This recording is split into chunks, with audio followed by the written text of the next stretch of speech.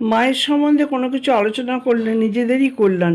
এই জন্য গঙ্গা স্নানের মতন, গঙ্গা স্নান যেমন কখনোই পুরনো হবার নয়, নিত্য গঙ্গা স্নান নিত্য কল্যাণকর, এও ঠিক তাই।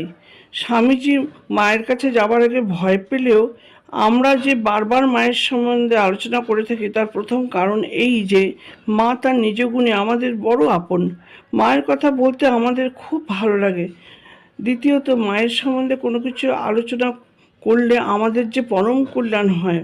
মায়ের জীবন গঙ্গায় তার লীলায় যতবার অবগাহন করি ততবারই আমরা আরও একটু করে পবিত্র হয়ে উঠি। পবিত্রতা স্বরূপিণীর অনুধানের অর্থ পবিত্রতারই অনুশীলন।